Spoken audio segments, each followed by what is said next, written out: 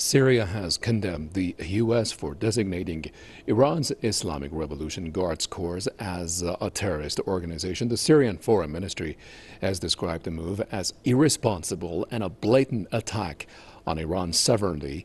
The ministry says the measure shows that the IRGC has played an important role in defending Iran and highlighting its resistance against the U.S. and Israel.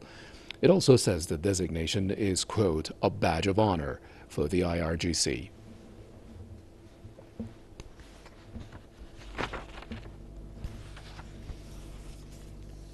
I'm going to be discussing this with Mr. Jason Unruhe. He is a political commentator and analyst who's joining us via Skype out of Ontario. First of all, Mr. Unruhe, it's good to see you.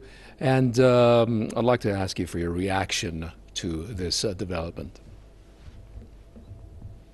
Something that was long time coming. The United States has been had very negative feelings towards Iran's cooperation with Syria in fighting Daesh inside of Syria.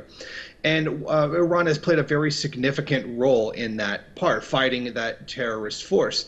The U.S. has always opposed the cooperation between Syria, Iran, and even other countries such as Russia. So I frankly don't see this as much of a surprise, considering that the U.S. had intended to claim themselves to be the liberators of Syria, which the current President Donald Trump has done in the past, claiming that they have finally defeated Syria in the country, when really they have done very little and actually done more to hinder Russia, Syria, and Iran in that regard. Not to mention there has been a few reports of them actually assisting ISIS forces, allowing them to escape through certain corridors in order to regroup their forces in different locations. But I think it's very clear that the Revolutionary Guard has played a very positive role inside that particular conflict, not to mention its growing cooperation with forces inside of Iraq as well. And this is something that is unpalatable to the United States.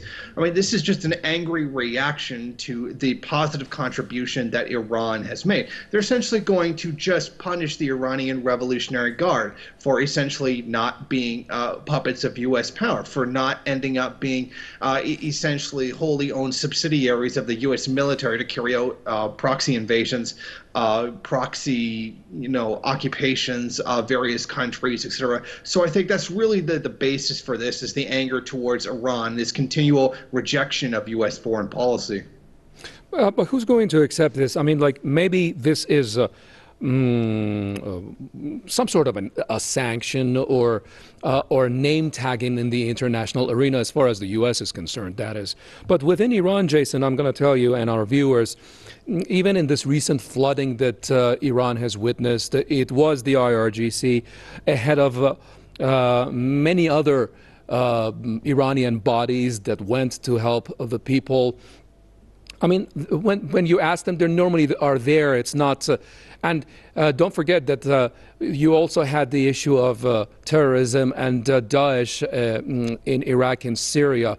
By name tagging, by acts like this, you cannot make people believe in what you say, and therefore to accompany you in your decision makings.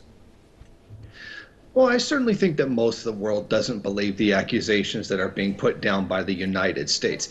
Even many of the imperialist countries who will just parrot what it is the United States is saying, because it's also in their imperialist interest to demonize Iran, know that the accusation is absolutely not true. The Iranian Revolutionary Guard thus far has proven to be a very positive influence inside the Middle East, or particularly, within their own borders. Most countries do use their own military, so rescuing their own people, kind of in these kind of situations. The U.S. deployed its own military forces inside its own borders when floods struck much of Katrina, and there is much to be desired about the reaction there. Theirs was much different and involved killing many innocent people, which stands in very stark contrast to how it was done in Iran in dealing with many of the floods. So I think it's a case where it's kind of an open secret. Everybody knows this is a lie. Everybody knows that this is just an attempt to harm Iran. But you have the usual players, the United States, Saudi Arabia, Israel, the UK, etc., going along with this accusation and parroting it, even though they know it's not true, simply because it's in their interest to try to destabilize Iran and undermine the influence that it has in the region and the very positive role that it has played.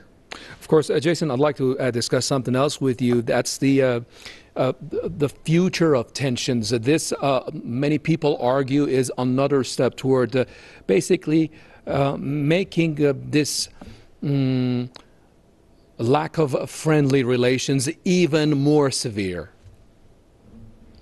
Oh, definitely. I can see that as a motivator. The United States has been trying to demonize Iran for some time. The allegations of a carpet cleaning business being a nuclear facility, as alleged by Israel and parroted by the United States. I mean, right now, it's very clear that the United States is very angry that it has been unable to cause the economic destabilization that it has been seeing. The amount of destabilization of Iranian society that it has been trying to accomplish since they unilaterally decided to withdraw from the JCPOA agreement. So I think that this is an escalation of that in general. This is more of that general hostility towards Iranian society because, again, it's one that does not serve imperialist interests inside of the United States. So this is an ongoing demonization tactic that is essentially going to make things worse.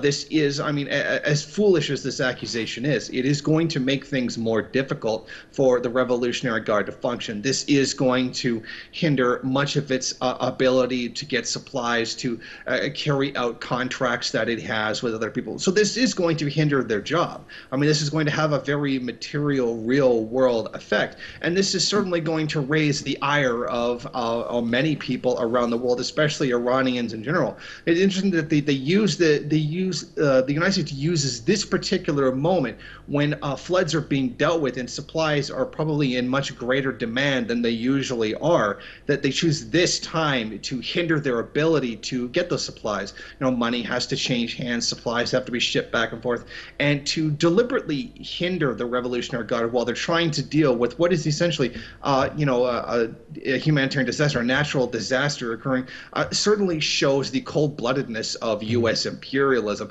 You would think if they had even a modicum of decency, any kind of humanity whatsoever, they might even wait until this particular situation was over. But that's not the goal here. The goal here is to hurt Iran, not just demonize it, but to cause its own people suffering and misery in order to try to destabilize that society. Indeed. Thank you very much. That's Mr. Jason Unruhe, political commentator and analyst out of Ontario via Skype.